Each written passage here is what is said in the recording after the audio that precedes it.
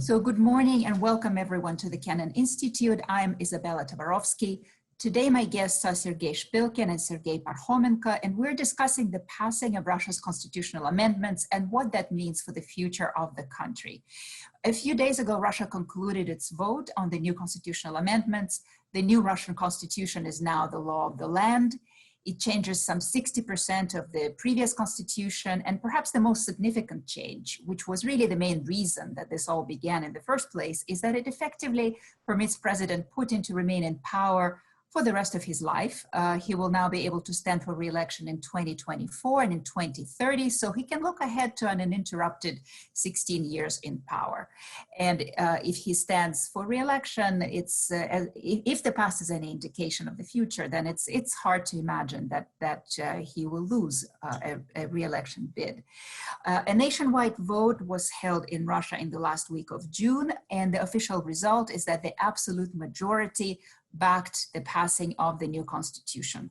But is that what the numbers really say? And most importantly, is this a kind of political triumph that President Putin was looking for? So to discuss these questions with me are Sergey Shpilkin and Sergey Parkhomenko. Sergey Shpilkin will begin our discussion. He is Russia's leading independent election analyst, collecting, publishing, and analyzing precinct-level election data on federal elections in Russia. He has developed a unique method to estimate electoral fraud, and for his work he has received a prestigious prize from the Liberal Mission Foundation and an Advocate of Free Elections medal from the Golos Association. Sergey Parkhomenko is a senior advisor at the Kennan Institute. He is a Russian journalist, publisher, and founder of several projects aimed at developing civic activism and promoting liberal values in Russia. He hosts a weekly program, Sut Sabity, The Heart of the Matter, on the Echo of Moscow radio station. Sergey Shpilkin, the floor is yours. Okay, hello. So let me start with my presentation then, and I will comment while it goes.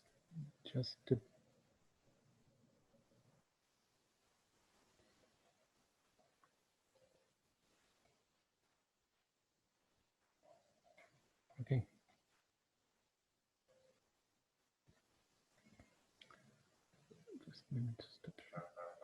Just a minute, sorry. I need to select the correct screen. No problem, take your time. No, yeah, here it is. Okay, then what it is all about? I will be talking about the statistical analysis of the election, of the vote that we had recently, and then some background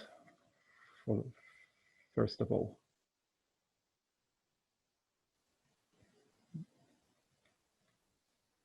Sorry, I cannot.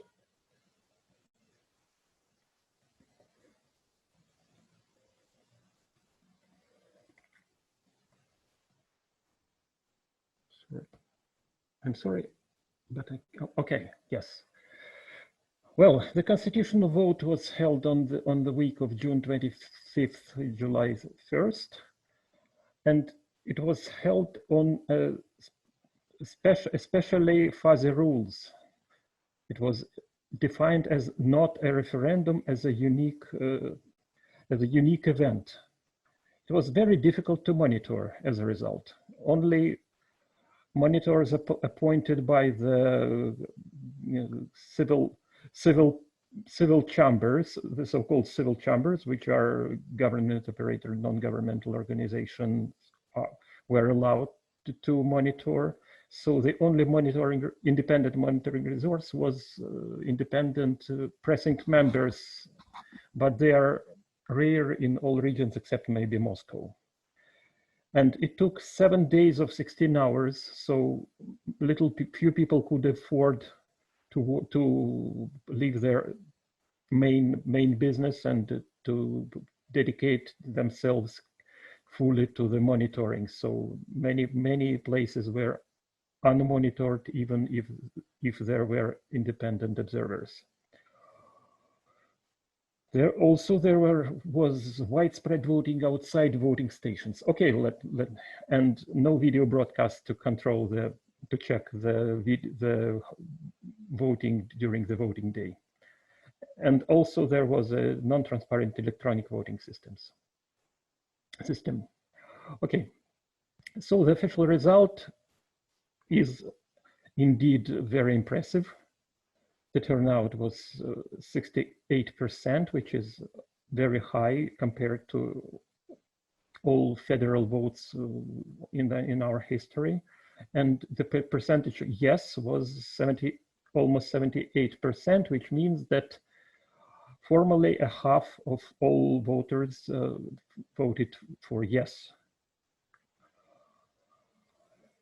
So what we are doing in our informal independent team of analysts, we are performing the statistical analysis of data from the vote. We know that the vote produces much more data than the official figure outcomes. And the statistical analysis helps in many aspects.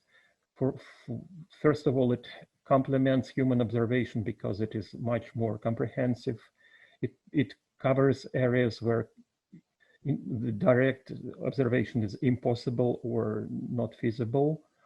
And as it is based on official data, it is difficult to dispute. The approach is, well, okay, I'll skip some slides because I'll keep them just for reference for future viewers.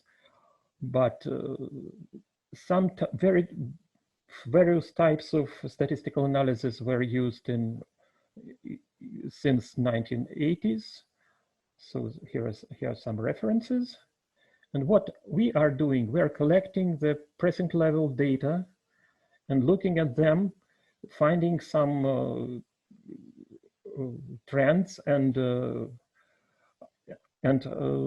strange facts. And what can we do with this? When we collect the data are about 1 million numbers for the whole vote in our case, because there are 100,000 precincts in the country. We need to put them somehow on a chart to look at them and to understand what they mean. So here is the chart. In this case, this is the chart for the 2000 election of Vladimir Putin, the first election where Vladimir Putin was elected president. At this side, we see each precinct result depicted as points on a turnout result coordinates. So green dots are Vladimir Putin results on each precinct of the country. Red dots are his competitor Gennady Zyuganov's results, and other candidates in total are marked yellow. So we see that the scatter plot consists of a dense cloud with some scattered points outside it. And on the other side, we see how the votes are distributed over the turnout. So this is turnout at various precincts, and this is the number of votes cast for each candidate at these precincts.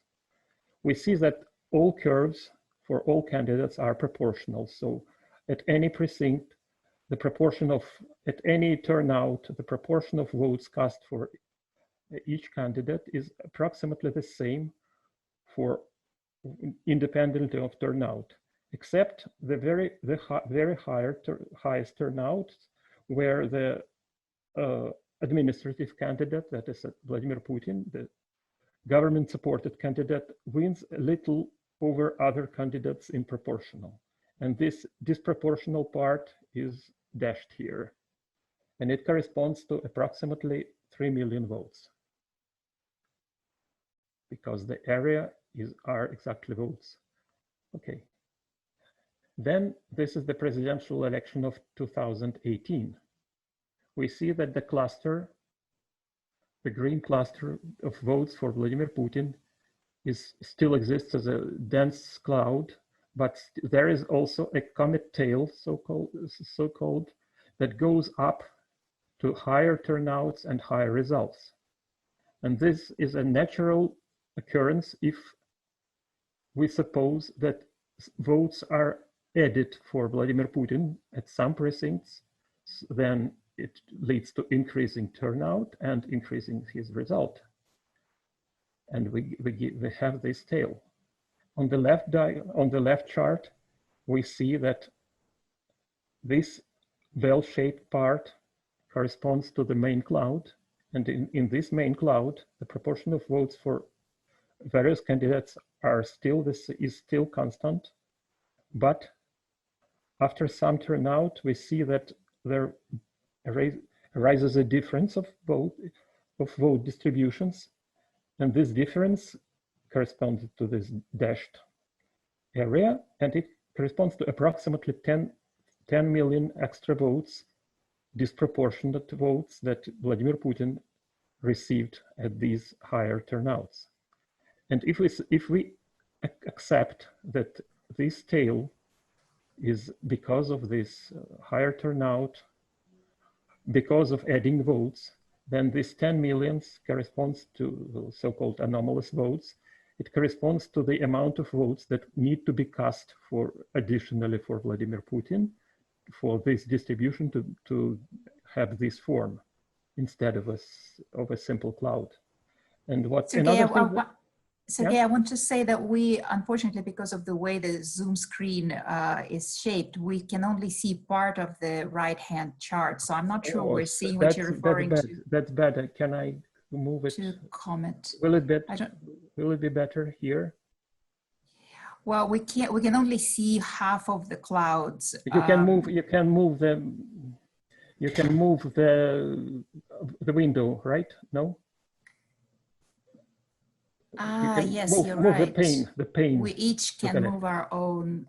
Okay. Yes, I don't know how it is recorded, unfortunately. Neither do I. Okay, well, I have just moved it, and yes, I don't know, maybe just people move will the pane to the left. Okay, got it. Yeah. Okay, so maybe others will see it. Okay. Okay,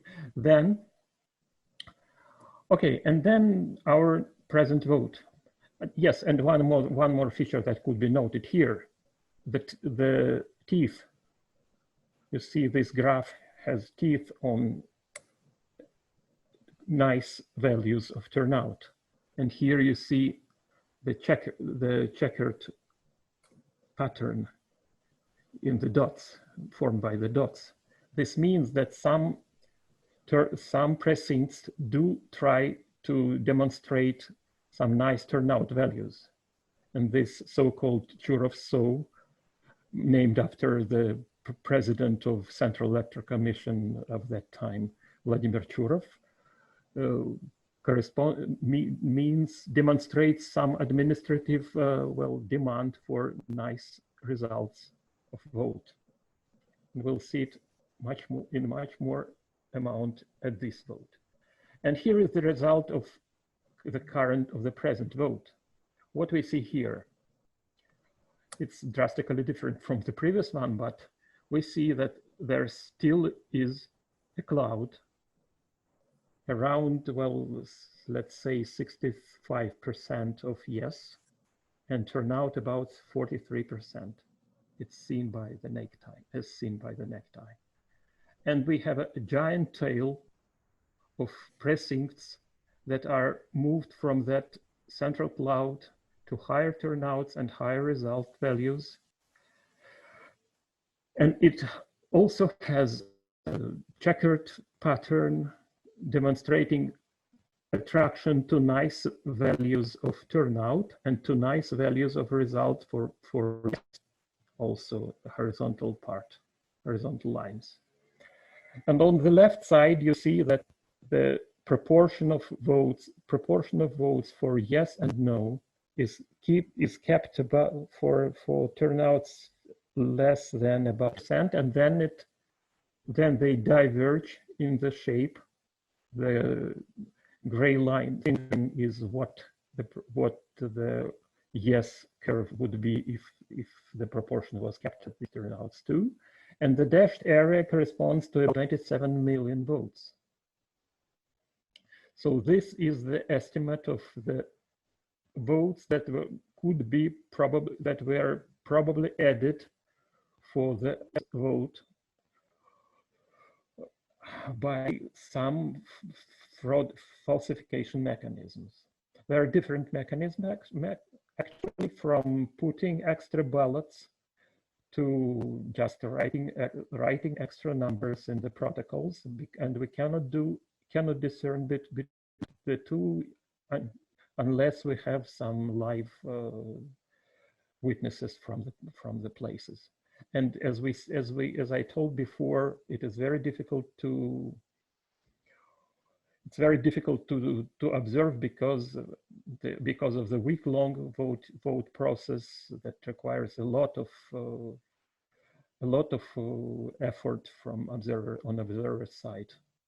So unfortunately, it was very poorly controllable.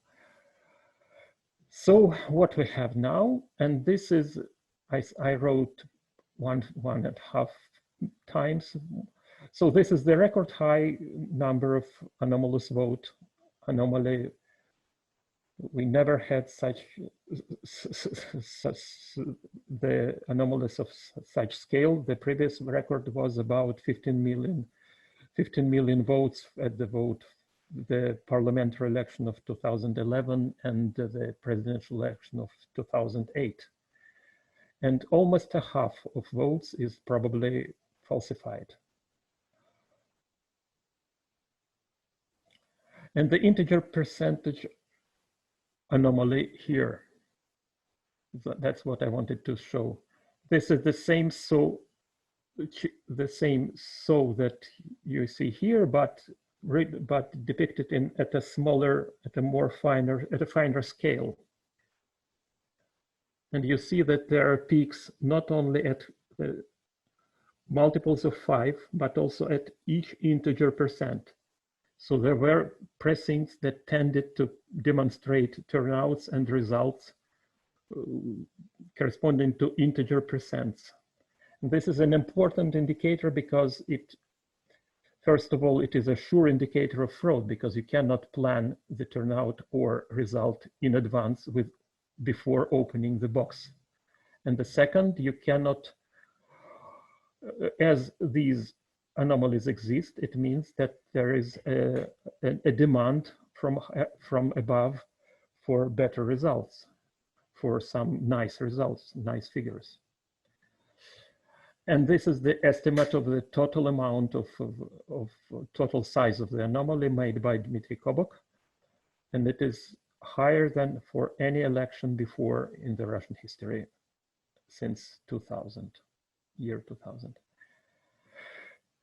And so now we can look at some regions. First of all, Moscow, that was under very good electoral control since the protests in 2011. And there were no election fraud, almost no election fraud, at least at the voting day since that time. But now we have the same picture, maybe less pronounced than for the whole country, but we still see a cloud and a tail.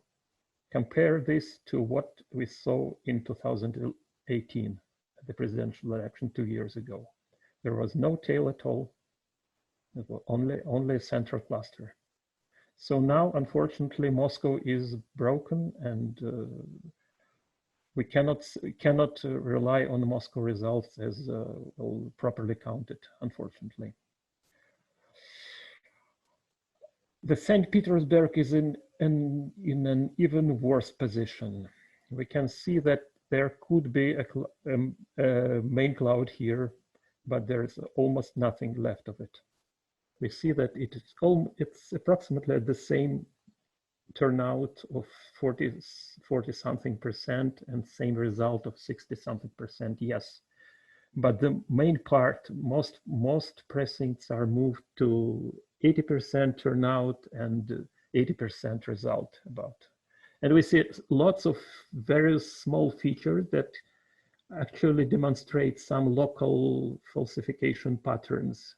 If we look closer, we'll see some lines and dots and clusters that correspond to some local authorities, drawing results out of thin air. But still there were honest regions. This is a whole Arkhangelsk Oblast in the north of Russia that has a cloud with almost no tail, because these are probably very small precincts in hard to reach areas that could have a higher turnout and higher results probably. But the center is at the same place, 50% maybe turnout, a little higher turnout, but the same yes proportion of 60% yes and 40% no, 60 something. Tomsk region in Siberia demonstrates the same pattern, the same range of turnout and the same range of yes. And here we see an example of split region. The center of the region demonstrates the main cluster, constitutes the main cluster at the same place, 45% turnout and 65 yes, and a tail that goes to the sky to this 100% of both. And this is a totally falsified region, the Stavropol Krai in the south of Russia. This line means just that precincts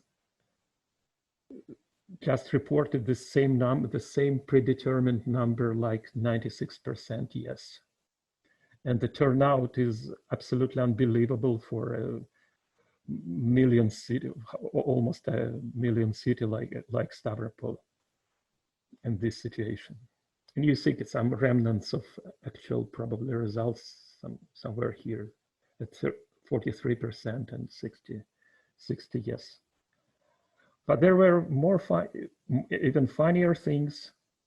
The small town of Klinsy in the west of Russia demonstrated 81% yes at odd numbered precincts and 80% yes at even numbered precincts.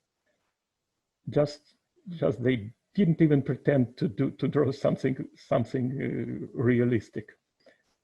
And this is the town of Nalchik, the capital of Kabardino-Balkaria, where most precincts reported 90% yes, which is very high, and some reported 40% yes, which is extremely low, unbelievably low, and also constant ones. And here, and you don't need to go far. This is the Ramenskaya, 30 miles from the Moscow center, where many precincts reported exactly 75% yes, also without any dispersion or anything. So unfortunately, this is the conclusion. It was probably the most falsified vote in the Russian history.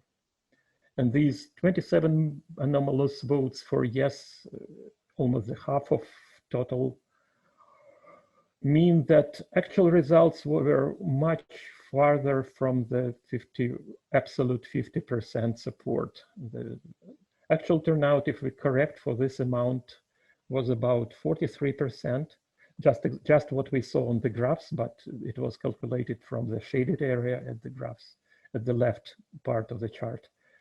And yes was about 30 million, which is less than 30% of total voters, and which is about 65% of those who actually voted. And no was about 64% and 1% invalid ballots. And that's all. Thank you.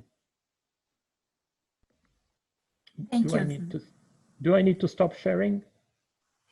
I think yes, okay. Stop sharing so that, yes, exactly. So thank you very much. I love your graphs. It's not the first time that Sergey Shpilkin is here at the Kennan Institute, and it's fascinating for people who are not trained in statistical analysis or mathematics and who don't look at a lot of charts. It's fascinating to be able to still look at them and see so clearly what the problem is. Sergey Parkhomenko, I have my questions, but I wonder if you want to chime in and either comment or ask some questions of Sergey. No. Just I was a question, so let's start. Yeah. Okay. So I want to ask. So of course, obviously, vote manipulation is not anything new in Russia. In federal elections, they've done it for the whole of Putin's term. But there was a particularly, as I understand, a particularly aggressive campaign to bring out the vote, so to speak, to pretend perhaps that the vote is being brought out. And I wonder, Sergey Parkhomenko, if maybe you can comment on the media campaign that preceded it, because there were some really outrageous moments in it, and how people kind of were being hunted in order to show that they were voting. So I wonder if you can say a few things about that.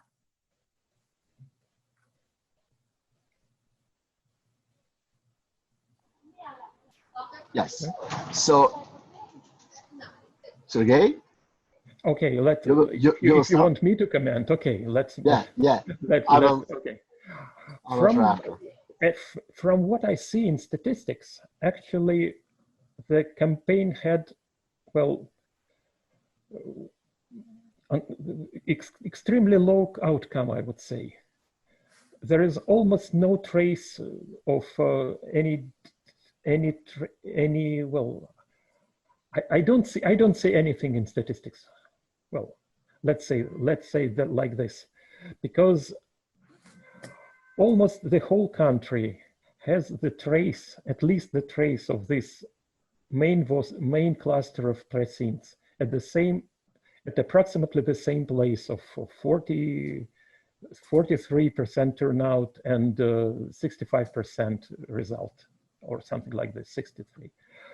And this is almost independent of the region, independent of this, demography, independent of the type of settlement, because the little resort settlement on the beach of Krasnodarsky Krai, which is a traditionally conservative region, demonstrated under the independent observation, demonstrated the exactly same result as in Moscow, for example.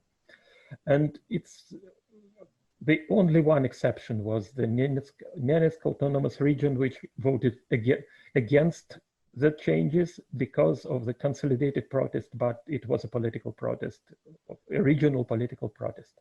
Otherwise, there is almost no traces of anything that could influence people to vote higher or to demonstrate higher turnout. Maybe there were, in some areas, yes, we see that higher turnouts with the same results. For example, the Chelyabinsk region, is an industrial region with large industrial enterprises that probably influence their workers to vote at the workplace, do demonstrate higher turnouts. The turnout is smeared, turnout distribution is smeared to the higher values, but the results are the same.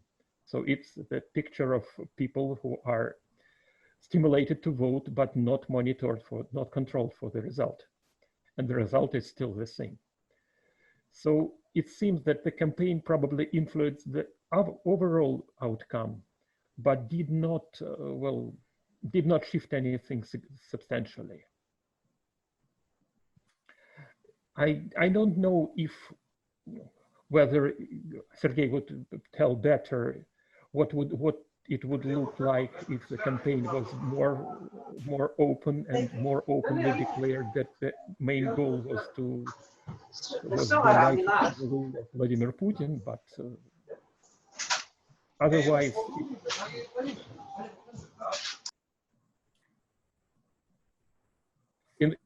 Sergey, unmute yourself. Statistics, it looks very uniform audience.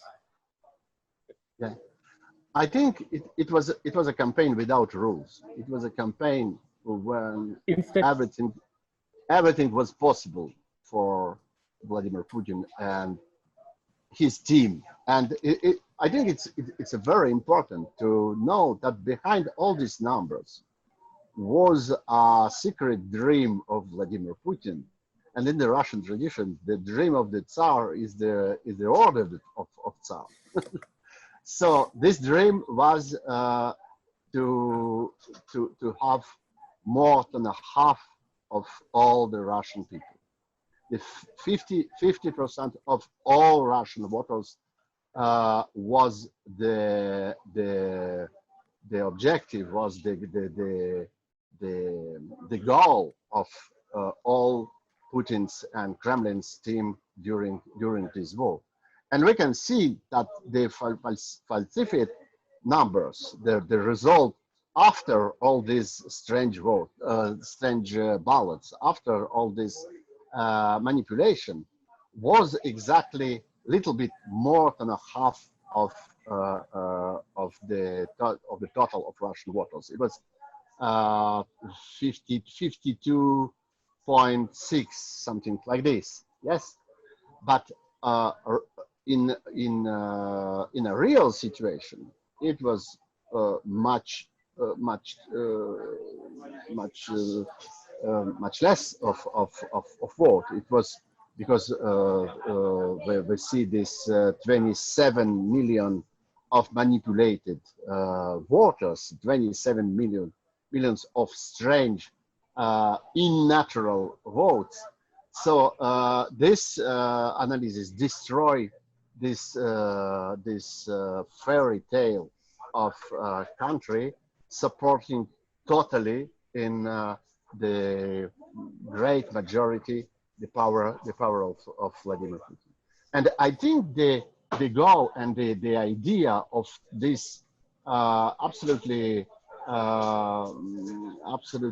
unbelievable state propaganda campaign before this war, it was firstly this idea of 50% control, and even the normal restrictions, normal rules. I mean, not normal for Russian tradition, was abandoned and was forgotten for this election. For example, the normal rule of the silence of last day. Normally in Russia, the last day of election, the all kind of advertisement, of kind of propaganda is banned. But now it was possible, just the last day, just all these 7 days of vote. It was not a normal vote of 1 day, it was a whole week of vote. And during all this week, it was possible to continue all kind of propaganda, and all state-owned Russian TV channels and radio stations and newspapers and millions of very special accounts in all Russian social networks still working during this week. It was absolutely unbelievable. And the idea is to increase the turnout, because only the higher turnout give a possibility to have this dreamed number of 50% of all Russian voters. Thanks. So let's restate again, what percentage of the Russian population actually voted, and what percentage of that voted for and against? Can we just state that?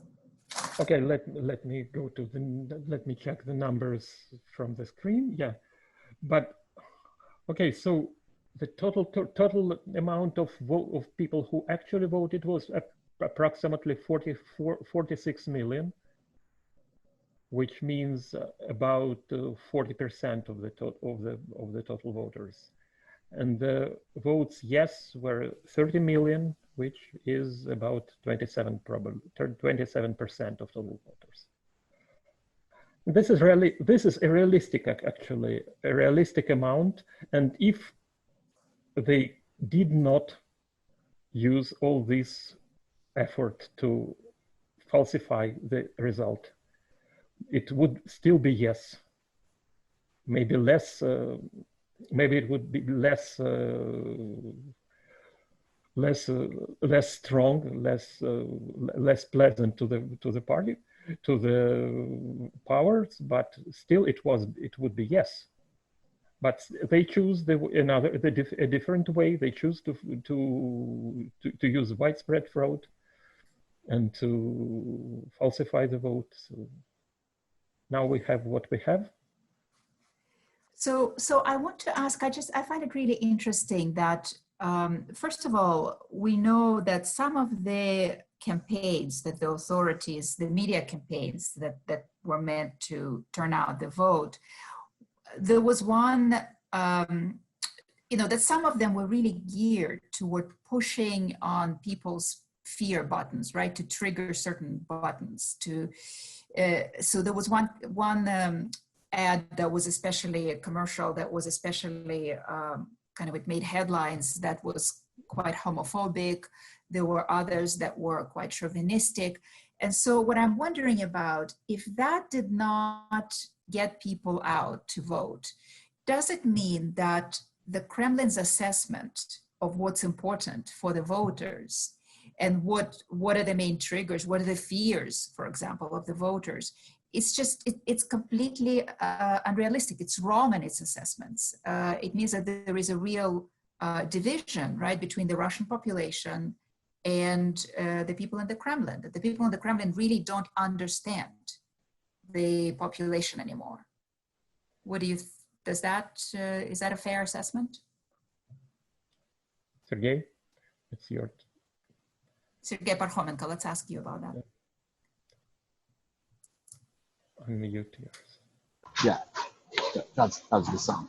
So I think the idea of Putin and the idea of Putin's administration is all the time this idea of total domination in Russian politics.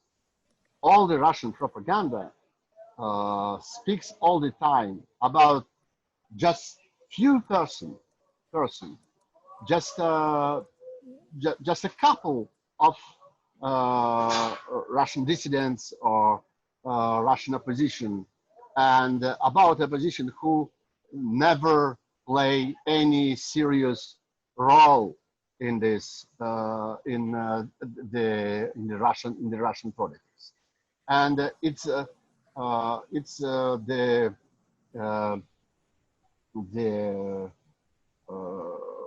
trivial normal situation in Russia to speak. It's just a few persons, just maybe 6%, maybe just a couple of oppositionals, and all the Russian sociology, all the Russian polls, all the Russian pollsters, paid by state and controlled by state, work for this, work to support this agenda, work to support this conception of total domination of Putin's support and Putin's policy. So we have maybe one time for a few years to see exactly what is a real situation. In the absence of normal polls in Russia, in the absence of normal sociology in Russia, we don't have any information as a base of our analysis, because we see the system of traditional Russian poll for these decades. If somebody call a Russian citizen by this personal phone to ask him are you love Putin? The normal question, the normal answer is yes, I do, I love Putin. Yes. If you have my personal phone number, yes, I love Putin. And we can see nothing true, nothing serious in the Russian polls. So for us, for Russian journalists, for Russian analytics, for Russian political scientists. It's a very important thing, this kind of vote, to see one time for many years what is the real situation. And the real situation is 29%. The real situation is 29% of support of Putin, because everybody in Russia knows very well it was a vote for or against Putin. It was a referendum about Putin, not about the 206 amendments to Russian constitution. Frankly speaking, we have a very serious amendments in these 206 amendments. For example, the distribution of power between president, government, and parliament, or, for example, the total destruction, the situation with Russian justice, with Russian court, the independence of Russian court is totally destroyed by this amendment in this constitution. But this vote was not about it. This vote was about if you want Putin for more 20 years or not. And the answer was 29% yes. That's very important for us.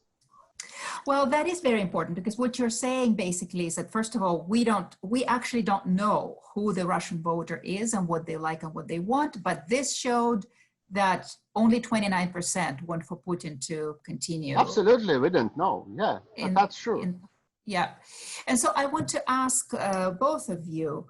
So this is basically a constitution that was adopted by an extreme minority of Russian voters. This is a constitution, this is not a majority Russian voters' constitution. It's a constitution of a minority. And as a large percentage of Russian voters is basically being ignored, their opinion is being ignored. And they're being excluded for all intents and purposes from the political process. What does that mean? Does that have consequences in the current Russian system? Does it have consequences for the legitimacy of the government? Does it matter? What could be the political consequences here?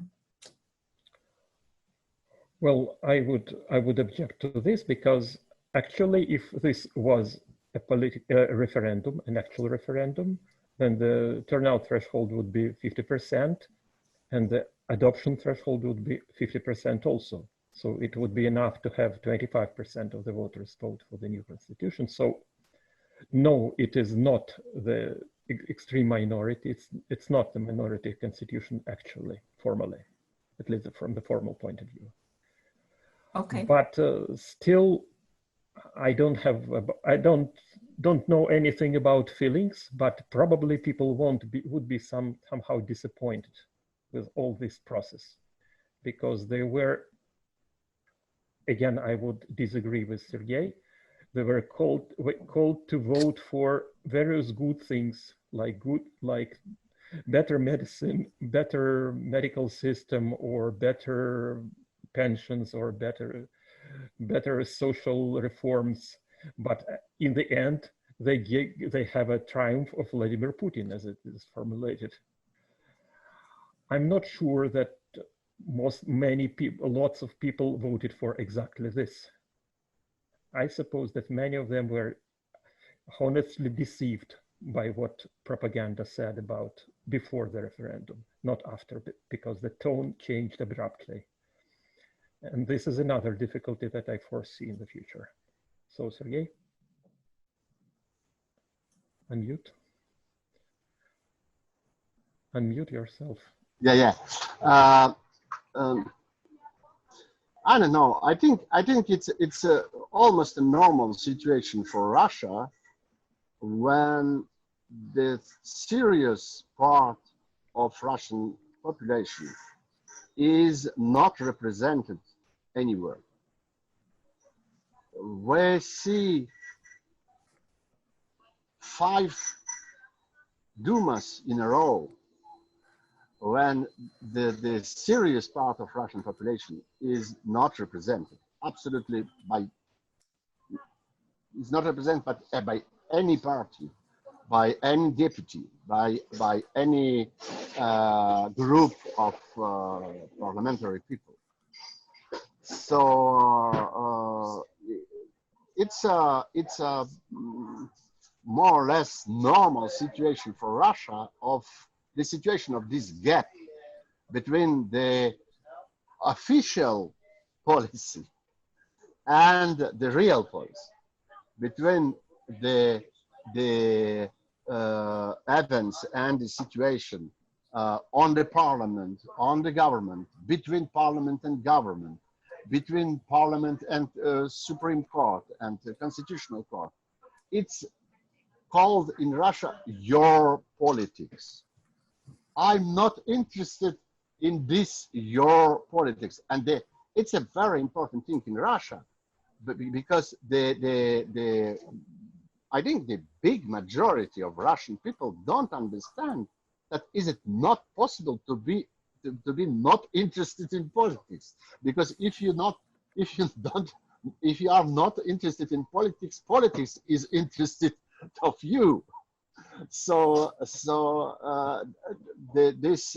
this feeling of isolation from any political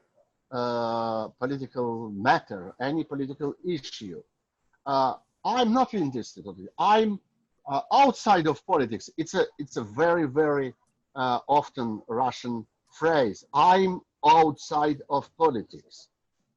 Normally, it's not possible, but lots of Russians think about it, and lots of Russians will answer you if you ask this Russian about everything, about law, about independence, about freedom of speech, about freedom of press, about freedom of demonstrations, about everything. I'm outside of politics. So this situation, unfortunately, is a very long and very founded situation in Russia now. And so what do you think? Oh, Sergey Shpilkin, go ahead. Unmute yourself. Unmute yourself, Sergey. We can't hear you. Sorry. Yes, and I would add a little addition. Just, I would say that this referendum could have a consequence of increasing the political involvement, exactly the political involvement that Sergey says about, because it was intended to increase the whole propaganda campaign had a consequences to increase political involvement of people, and we'll probably see the result of this political involvement later at this autumn's vote, probably voting day, and at the next year's Duma election probably too. So can you say more about that? What do you mean by increased political involvement? Well, we saw this once already. After the election of Vladimir Putin in 2018, there was a lot of promises given and a lot of good things promised, and nothing happened. And instead of this, the government increased the pension, the retirement age at the same year. And in the autumn, 5 regions protested, did not elect the proposed governors. 5 governors failed at the governors' elections, and 2 were re-elected. 2 were elected. Well, the opposition won. As a result, the opposition won 3 governmental seats, and there is a probability that this would lead to something like this in this case too. I'm not sure about this autumn because it's too close, but the situation is tense economically, it's tense politically, so probably yes, even this autumn too, this autumn. But the next election, the next Duma election will be, at least now it is planned for the next autumn, the beginning of September, and probably by that time, people will have to say, will have something to say. already. Sergey Parkhomenko, do you see any signs of mobilization maybe? I know it's too early, but do you foresee that among the circles that are considered opposition circles in Russia? Do you anticipate a greater mobilization and greater activity? Actually, the result of this vote was very quick result, and the most maybe the most running joke now in Russian Facebook is so now Russians voted for a constitution, and you don't imagine what was after this. And after this was the repressions, and after this we see lots of arrests, lots of repressions, lots of new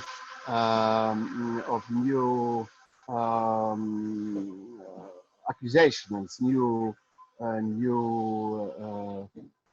arrest of Russian journalists and Russian opposition men. And the most important, maybe it was just the thing of yesterday, was one of the most known Russian journalists and specialists in military journalism, specialist of armament trade and the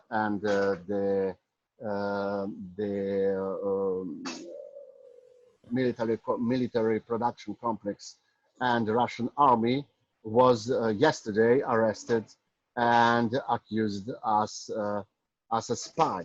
It's absolutely it's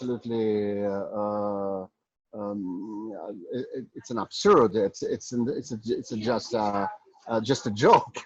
But this guy is on the prison now, and we can see more of these cases. And this great victory of this vote, we see now what is the price of this victory, what is the mechanics of this victory. But this great victory of this vote will be resulted by lots of new activity of Russian enforcement agencies and Russian FSB and Russian police. So now these people, I think these people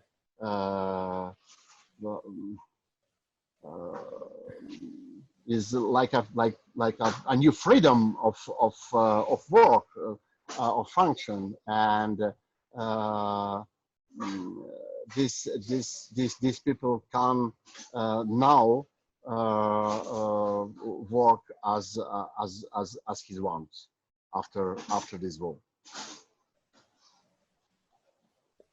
Well, I would say that the more important part is that all this campaign hit a silent wall of these 34% that voted against.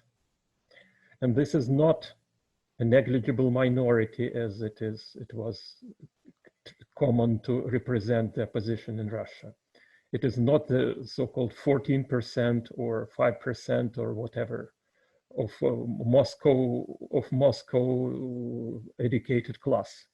It's not an educated class. It's people over the whole country and every part of the country that voted against, and they're a qualified minority, I would say. They're a third of votes, and a third of votes is a very significant force that cannot be managed by, well, what Sergey says, the enforcement agencies.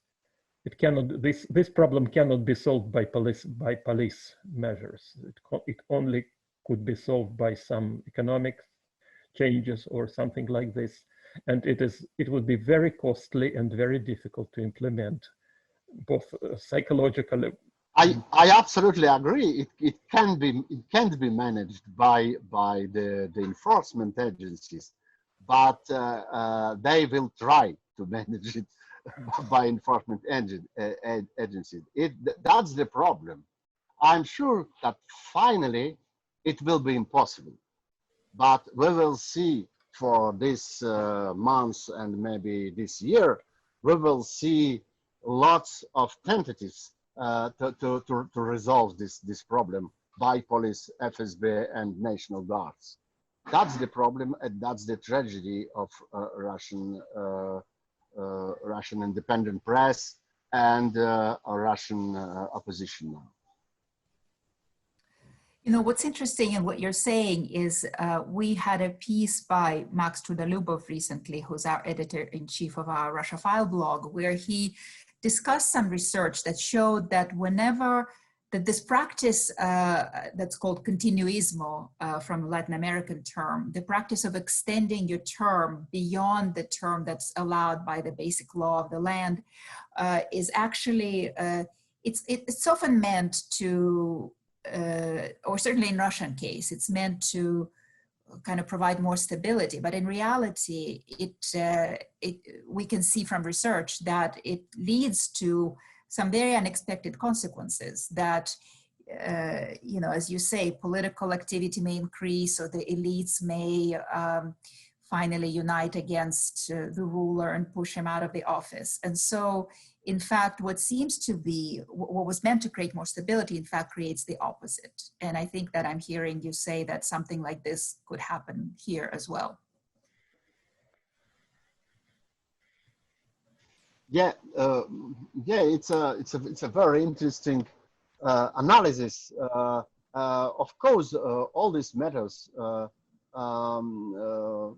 in Russia are appreciated by Russians as something absolutely unique, as something absolutely unbelievable, that absolutely never happened before. But in fact, if we see the political practices of last century, we will see hundreds of tentatives of this continuism of all kind of methods and all kind of techniques of this continuism,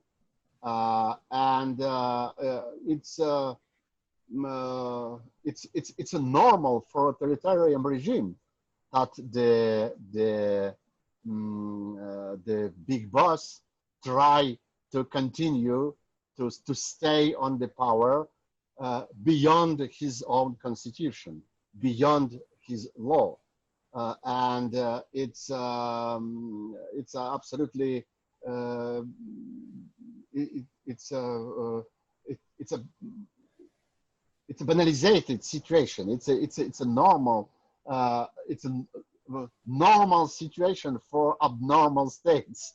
So I think it's maybe the last good news in this Russian situation now, and in this point I agree with Sergey Shpilkin that it's not now the 2011 we saw the revolt of some special Muscovite public, some special Muscovite designers or artists or journalists or intellectuals, but just this small group of Muscovite young people.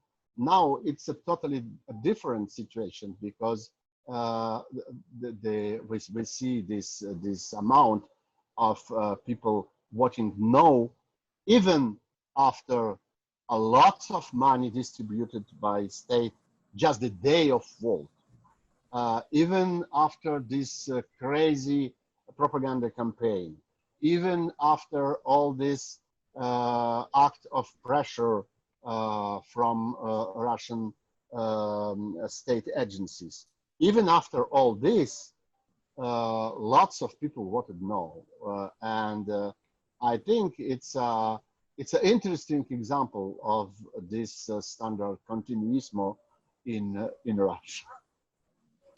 Well, I think we have to wrap up on that. Thank you very much for this discussion.